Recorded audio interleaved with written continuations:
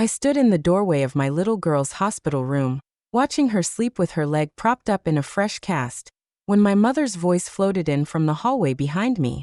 She was on the phone with my brother, her tone casual, almost indifferent. "Well, you know how Marlo is, she always blows things out of proportion, probably wasn't even that bad." The words hit me like ice down my spine.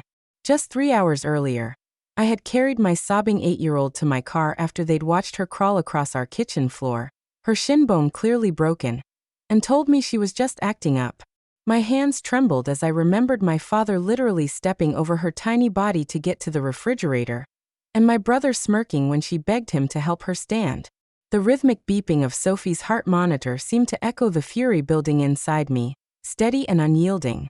The harsh hum of the pediatric orthopedic clinic's fluorescent lights surrounded us as I filled out Sophie's follow-up paperwork 3 weeks later. My handwriting was shaky on the insurance forms: single parent, sole guardian, emergency contact.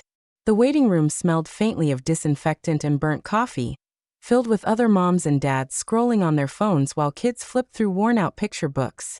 Sophie sat beside me, her bright purple cast covered in school friends' signatures, still asking when she could run again.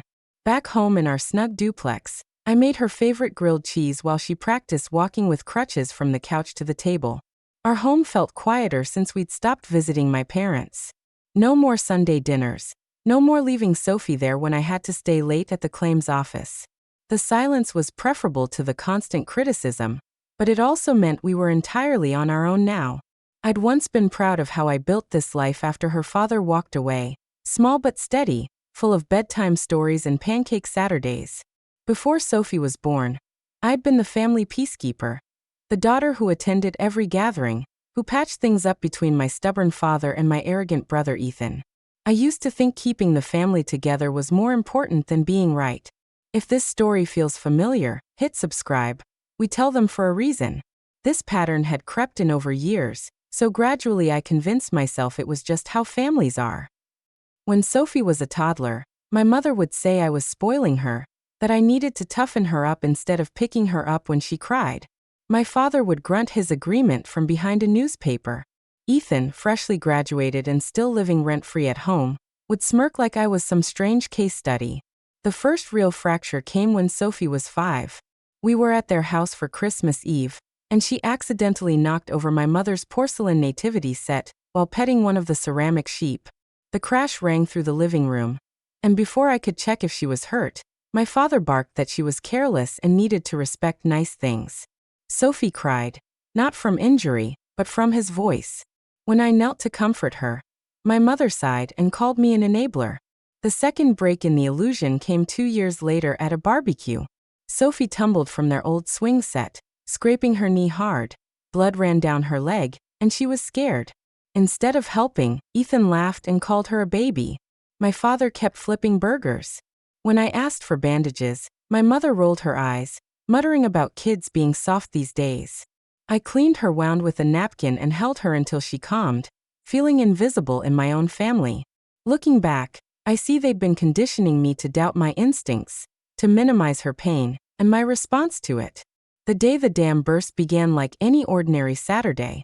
Sophie and I went to my parents so she could swim while I helped my mother sort the basement, a chore I'd avoided. She was playing pirate on the deck furniture when I heard it. A sickening snap, followed by a scream from deep in her chest. I ran out to find her on the ground beside the wrought iron patio table. Her leg bent in a way that made my stomach flip.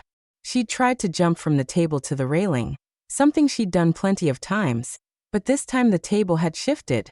The bone was visible through the skin under her knee.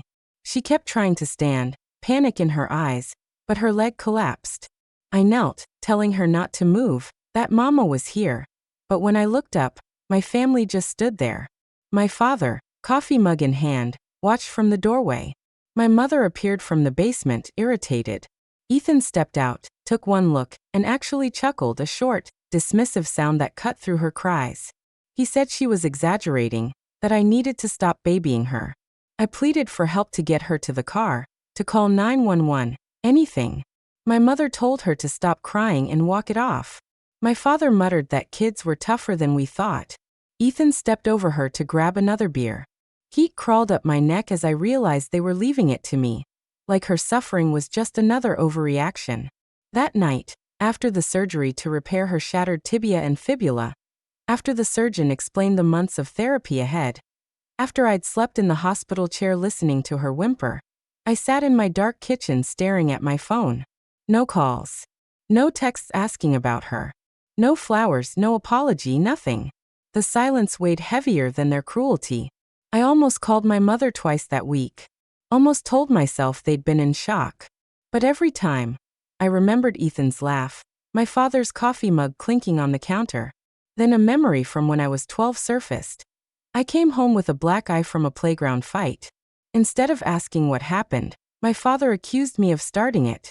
My mother said I probably had it coming. That night I'd promised that when I had a child, I'd believe them first, protect them first, fight for them first. That promise lit a quiet flame. Not rage yet, but something sharper, clarity. The idea came while helping Sophie with her therapy 2 months later. Her physiotherapist, Claire, stressed the importance of documentation for coverage. I remembered from my years in claims processing how powerful records could be. I requested everything. ER notes, surgical reports, the orthopedic assessment. The wording was dry but damning. Patient presented with open fracture. Family members advised child to walk off injury despite visible bone displacement. When I first confronted my mother, she snapped that I was too sensitive, that they'd been teaching Sophie resilience. When I mentioned the bills, she said maybe this would teach us to be more careful. I hung up small, almost believing them, until Sophie asked why they hadn't visited her. That look in her eyes reminded me what I was fighting for. The chance came 6 months later at my cousin Lily's wedding. It was the first event we'd attended since, and Sophie had practiced walking without crutches for weeks to be the flower girl. The country club was full of relatives, friends, and my father's golf buddies. I watched my parents mingle, looking every bit the respectable couple. During the speeches, I took the mic. I thanked Lily for including Sophie, and then I told the story of that day, plainly, without theatrics. How she'd broken her leg. How they'd told her to walk it off. How the medical records reflected exactly what had happened. Silence settled like frost. Faces turned toward my parents' table. I handed the mic back and sat down. I didn't look at them. I didn't need to. The next day, the calls came, relatives asking if it was true, friends in disbelief. My parents never reached out, but I heard they told people I'd humiliated them. Ethan texted, "Hope you're satisfied." I was, not triumphant, but clear. Sophie was running again by then. She no longer asked about her grandparents. On Sundays, we went to the park instead of their house. The space they left felt like freedom. Sometimes I wonder if they replay that day and feel regret. But then I recall my father stepping over her, and I know some people show you exactly who they are in a crisis. Cutting toxic family out isn't about grief, it's about relief. Sophie's scar is faint now, and when people ask, she says she broke her leg at 8 and it healed stronger. She doesn't mention who watched it happen. Maybe that's the real victory. Raising her to know her pain matters, her voice matters, and she deserves people who will fight for her without hesitation.